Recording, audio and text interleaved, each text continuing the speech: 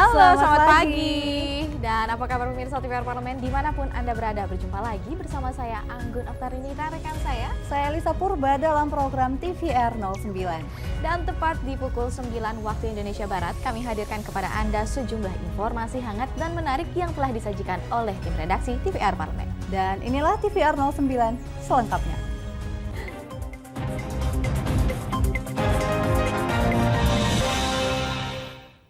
Pemirsa, mengawali berita TVR 09 pada pagi hari ini. Dalam kunjungan kerja ke Kalimantan Timur beberapa waktu lalu, anggota Komisi 5 DPR RI Irwan mendorong pembangunan infrastruktur di wilayah Ibu Kota Negara atau IKN. Dan di sini Irwan pun juga menegaskan agar pemerintah juga fokus dalam pembangunan infrastruktur di wilayah Kalimantan Timur, lain agar tidak terjadi kesenjangan.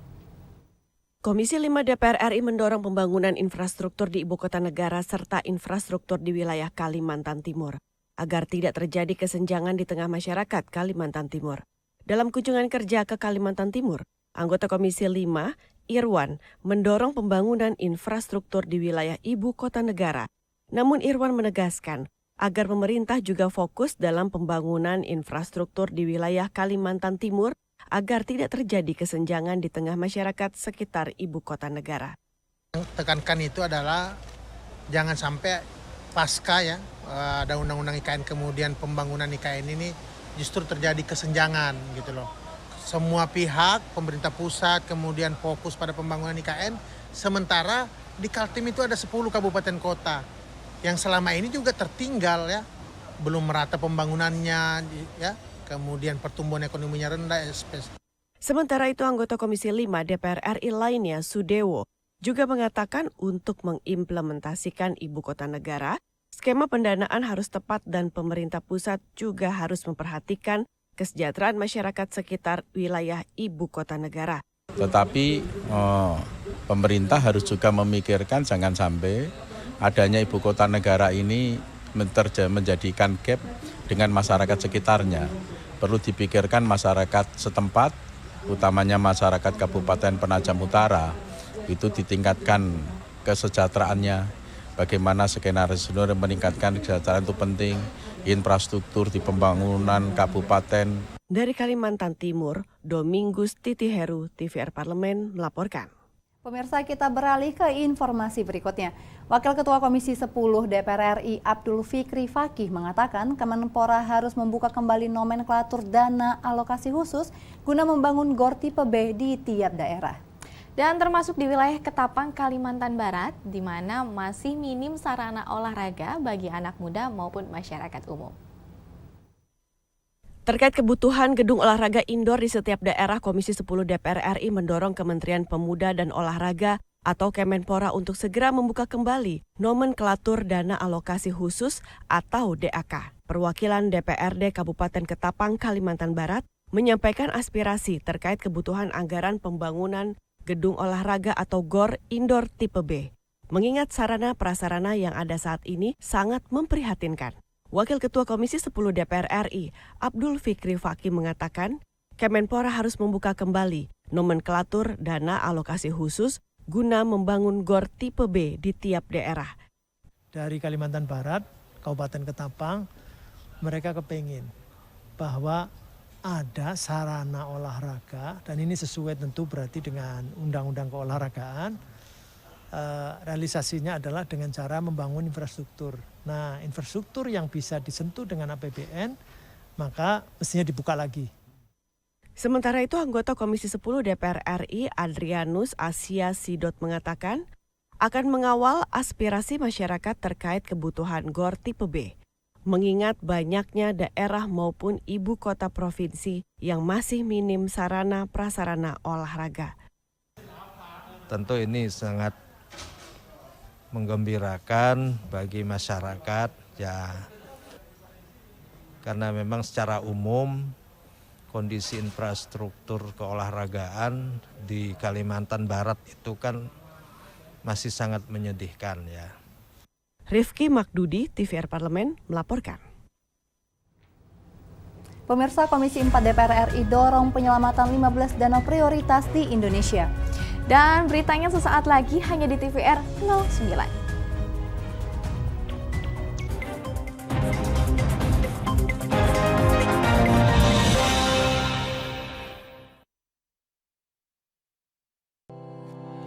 tugas dan fungsi DPR RI sangat penting bagi negeri ini sebagai pengemban amanat rakyat. Namun tidak banyak yang tahu apa saja fungsi dan tugas dari DPR. DPR mempunyai 3 fungsi pokok, yaitu legislasi, anggaran, dan pengawasan. Ketiga fungsi tersebut harus dilaksanakan dalam kerangka fungsi representasi yang mengedepankan kepentingan rakyat berdasarkan aspirasi masyarakat dan untuk kesejahteraan rakyat. Dari fungsi legislasi, DPR RI mempunyai tugas dan wewenang untuk menyusun dan menetapkan program legislasi nasional bersama dengan pemerintah, menyusun dan membahas rancangan undang-undang, menerima rancangan undang-undang dari DPD, membahas rancangan undang-undang yang diusulkan oleh Presiden ataupun DPD, menetapkan undang-undang bersama dengan Presiden, menyetujui atau tidak menyetujui peraturan pemerintah pengganti undang-undang yang diajukan Presiden untuk ditetapkan menjadi undang-undang.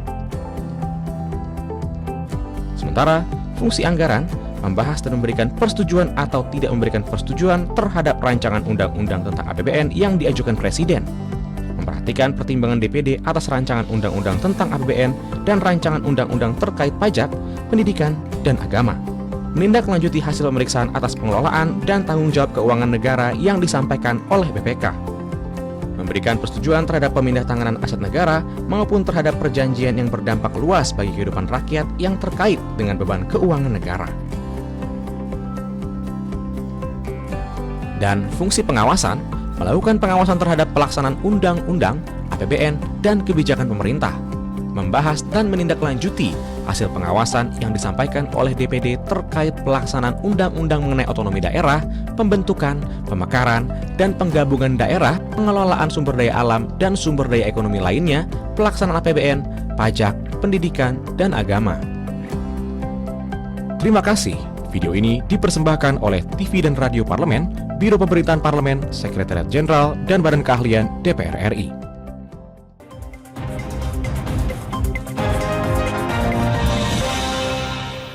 Pemirsa dimanapun Anda berada, kembali di TVR 09. Sejumlah danau di Indonesia saat ini dalam kondisi mengkhawatirkan karena tercemar sampah. Komisi 4 DPR RI dorong penyelamatan 15 danau prioritas. Dan Wakil Ketua Komisi 4 DPR RI, Anggia Ermarini mengatakan beberapa danau yang menjadi prioritas menyelamatkan, diantaranya Danau Singkarak dan juga Danau Matano.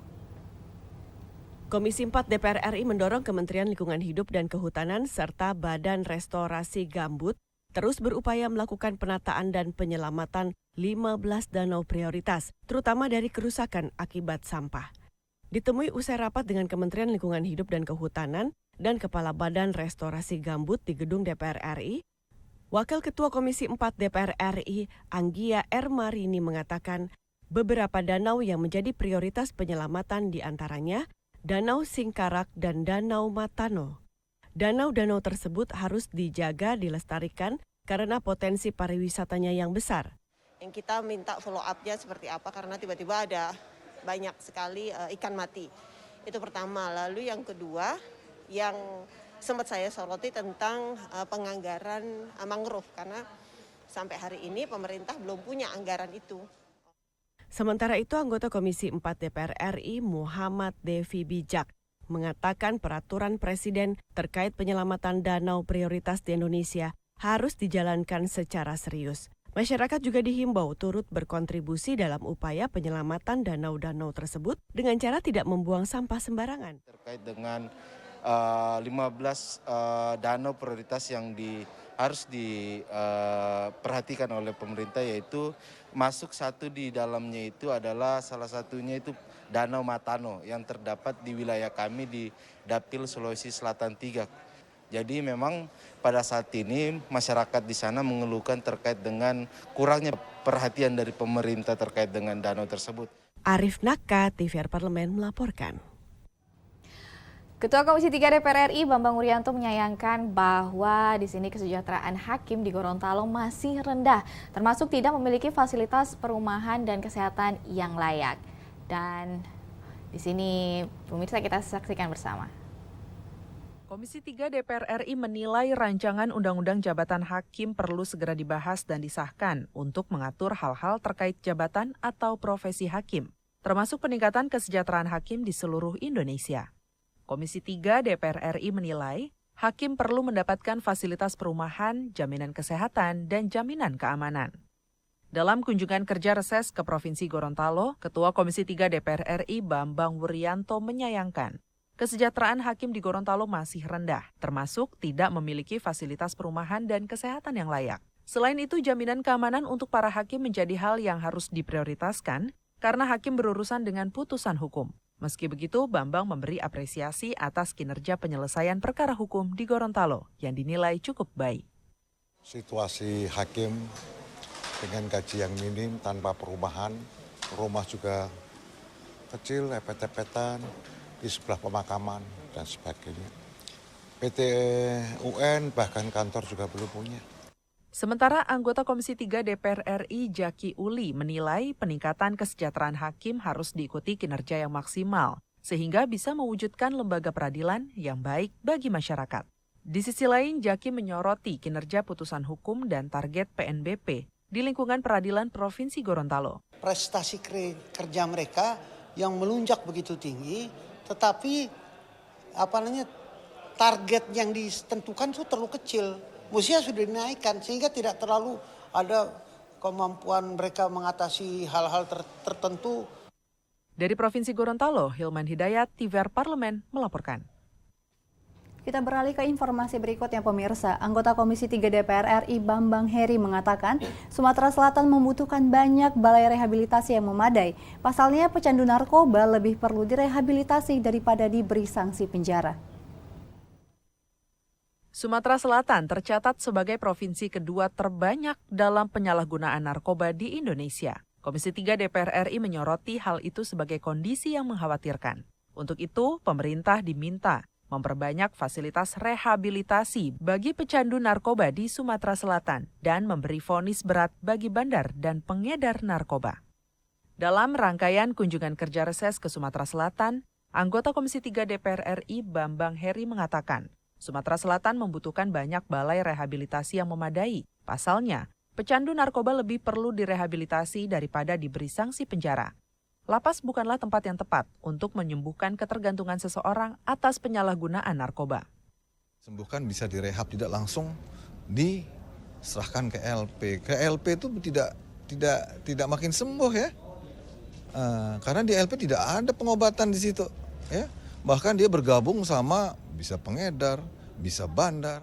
Wakil Ketua Komisi 3 DPR RI Adis Kadir mengungkapkan, lewat revisi Undang-Undang Narkotika, Komisi 3 DPR RI ingin pemberantasan narkoba di seluruh Indonesia berjalan efektif dan efisien, termasuk soal penguatan lembaga BNN Provinsi. Saya rasa BNNP dalam situasi laten narkoba sekarang sangat diperlukan, khususnya untuk pencegahan. Memang banyak tadi program yang diberikan, cuman tinggal bagaimana antara program-program itu bisa efisien dan juga anggaran yang diperlukan untuk itu ada. Adapun total anggaran yang diusulkan untuk pembangunan balai rehabilitasi di Sumatera Selatan sekitar 128,16 miliar rupiah. Dari Sumatera Selatan, Dwi Ayu Lestari, TVR Parlemen melaporkan. Pemirsa, angka stunting ancam generasi emas Indonesia. Informasinya sesaat lagi, tetap bersama kami di TVR 09.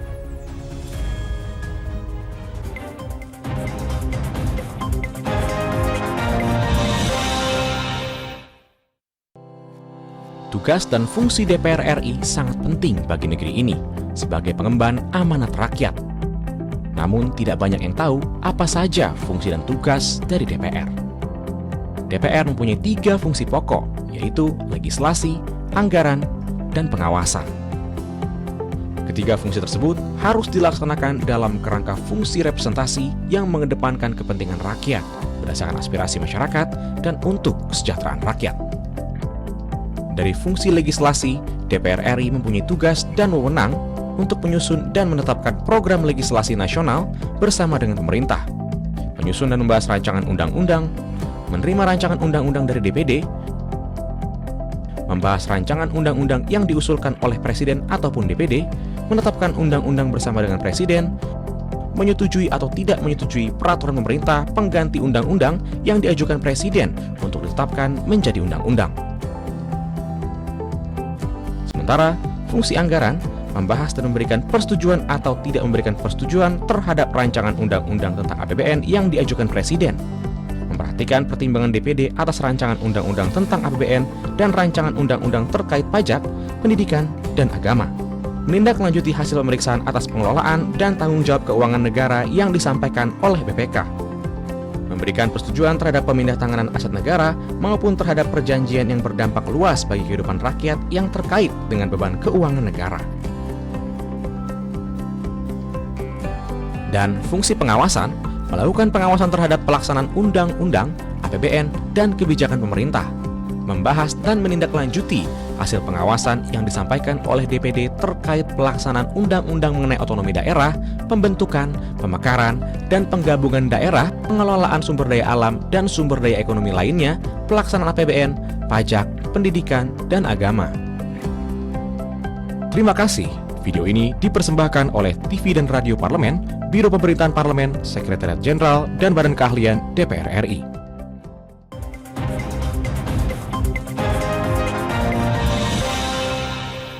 Kembali di TVR 09. Dan pemirsa, angka stunting atau gagalnya tumbuh kembang pada anak masih cukup tinggi di Indonesia. Dan anggota DPR RI mendesak pemerintah punya strategi ekstra dalam upaya mencegah stunting di Indonesia. Selengkapnya mari kita simak liputan mendalam yang telah dirangkum oleh tim redaksi TVR Parlemen berikut ini.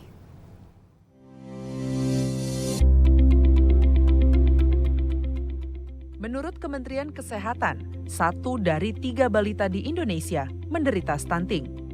Sebagai dampak kurang gizi pada balita yang mencapai 24,4%, angka stunting Indonesia telah melampaui batas yang ditetapkan WHO, yakni sebesar 20%. Stunting juga masih menjadi salah satu momok bagi bonus demografi Indonesia.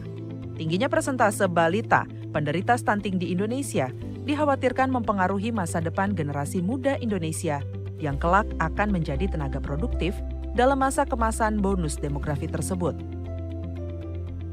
Dikutip dari stunting.go.id, angka prevalensi stunting di Indonesia tahun 2020 mengalami penurunan sebesar 0,75%, menjadi 26,92% dibandingkan dengan tahun 2019. Pemerintah sendiri telah menetapkan stunting sebagai isu prioritas nasional. Presiden Joko Widodo meminta agar angka stunting dapat diturunkan menjadi 14% pada tahun 2024.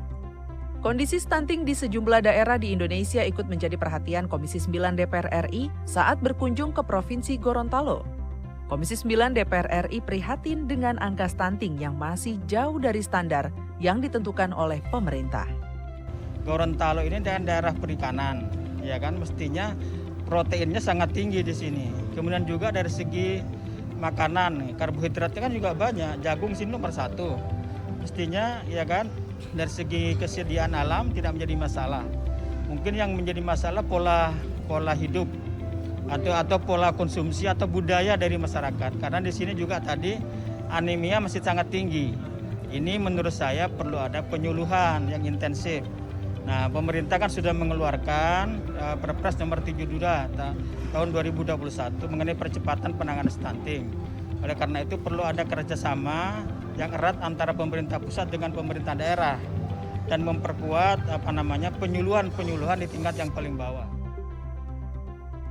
Sementara itu, melihat angka prevalensi stunting di Provinsi Maluku Utara yang tinggi, yakni 29,5%, Komisi 9 DPR RI meminta pemerintah daerah dan lembaga terkait segera mencari solusi terhadap permasalahan stunting di Maluku Utara, terutama di Pulau Taliabu sebagai tempat penyebaran kasus stunting tertinggi. Anggota Komisi 9 DPR RI Weni Haryanto mengatakan, kemiskinan masih menjadi penyebab utama tingginya kasus stunting di Maluku Utara. Harus ada pendidikan atau pengawasan atau pemberian ilmu pengetahuan oleh para pendamping KB kepada masyarakat yang pada umumnya masih awam terhadap pemberian makanan-makanan yang bagus yang gizinya cukup untuk anak-anaknya atau bayinya. Dan kemudian juga saya berharap supaya biskuit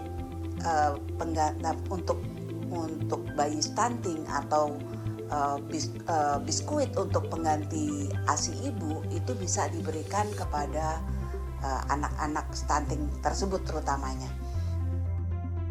Usai melihat langsung penanganan stunting di sejumlah daerah, Komisi 9 DPR RI menegaskan, program penurunan stunting harus melibatkan seluruh stakeholders, mulai dari pemerintah pusat, pemerintah daerah, lembaga masyarakat, hingga pihak swasta. Kontrol dan pengawasan terhadap jalannya program harus diperketat agar program penurunan stunting tepat sasaran. Dalam rapat dengar pendapat dengan Komisi 9 DPR RI di Senayan, Kepala BKKBN Hasto Wardoyo menyampaikan tidak hanya melibatkan pemerintah daerah, BKKBN juga bekerja sama dengan perguruan tinggi agar mahasiswa bisa turut membantu sosialisasi penurunan stunting ke masyarakat. Hasto menegaskan pelaksanaan program percepatan penurunan stunting harus dikawal agar penggunaan anggaran efektif dan efisien.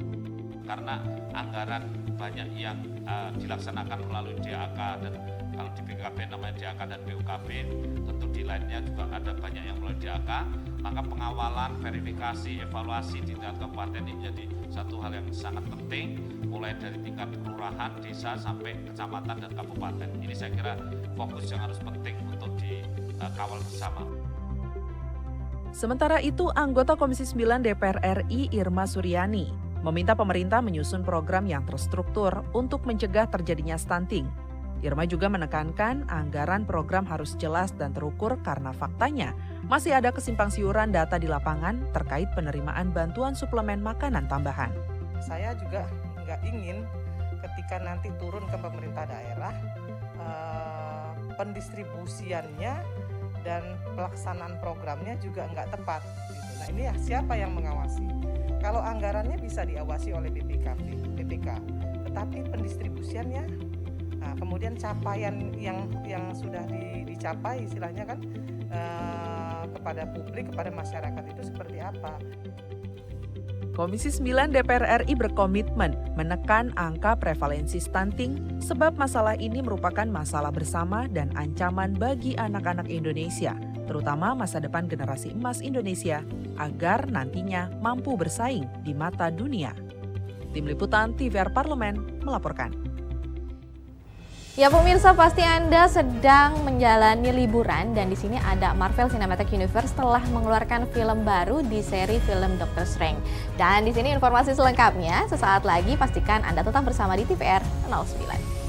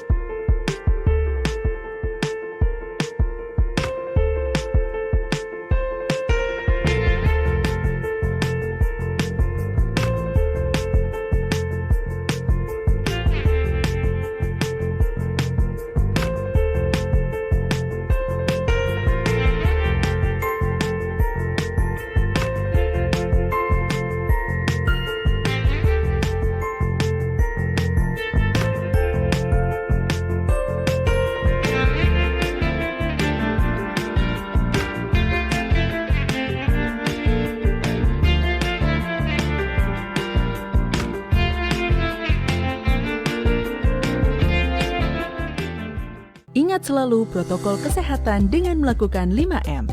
Memakai masker, mencuci tangan pakai sabun,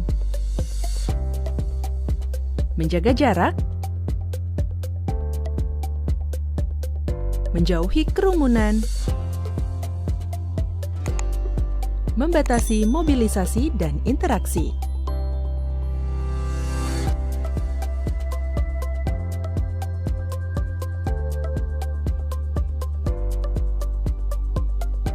Dipersembahkan oleh Biro Pemberitaan Parlemen, Sekretariat Jenderal DPR RI.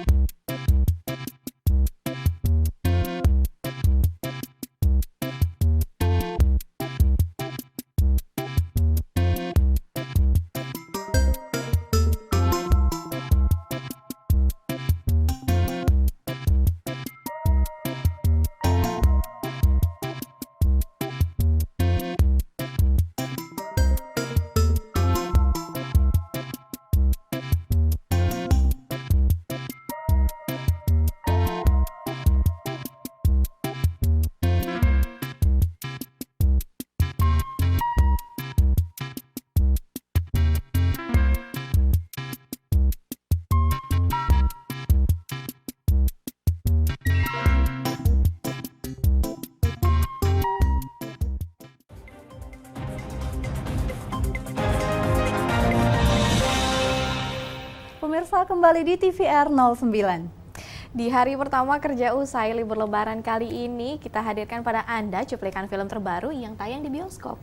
Dan bagi Anda penggemar film-film Marvel, pasti Anda menyukai film terbaru Doctor Strange. Dan Doctor Strange in the Multiverse of Madness kini tayang di bioskop kesayangan Anda. Dan berikut ini cuplikannya untuk Anda. Every night, I dream the same dream. Hai, pemirsa TVR Parlemen. Suasananya lebaran banget nih.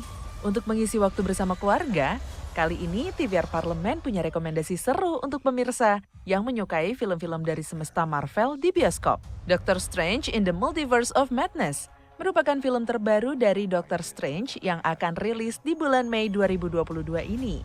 Film ini tentunya dimainkan oleh Benedict Cumberbatch sebagai Doctor Strange. Tak lupa Elizabeth Olsen sebagai Wanda Maximoff yang punya peran penting di film ini. Keduanya akan membawa Marvel ke dunia sihir yang benar-benar penuh petualangan. Multiverse. Viz had his theories. He believed it was dangerous. He was right.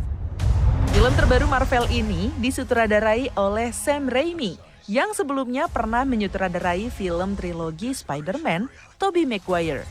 Film ini akan mengajak pemirsa untuk berfokus pada multiverse dan mengikuti perjalanan dari Doctor Strange yang sedang mengutak-atik kekuatan dari Time Stone.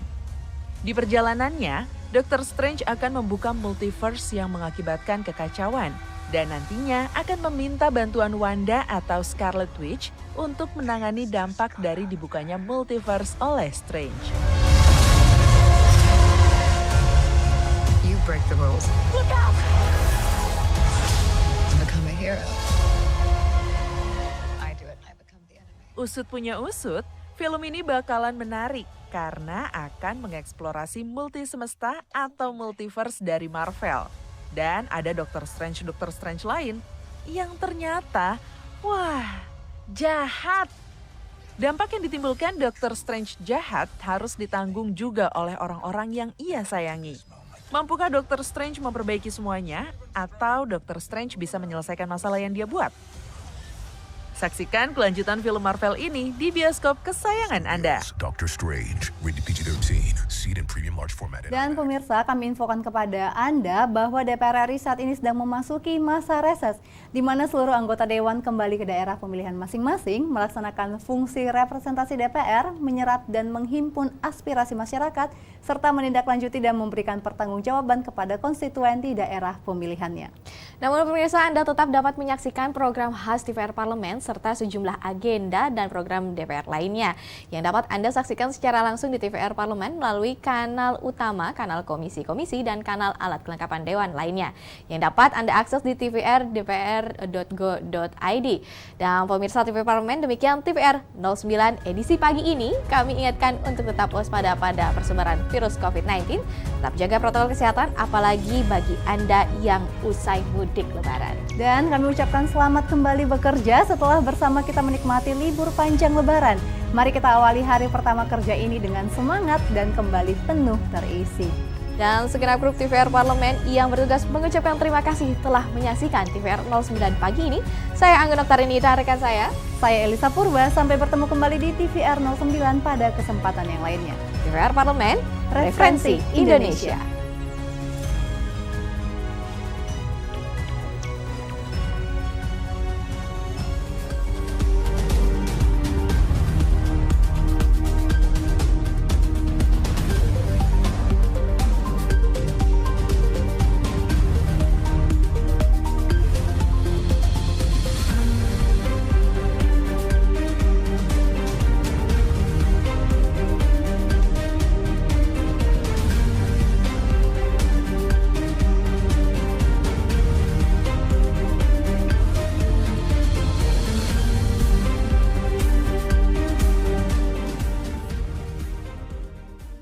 Badan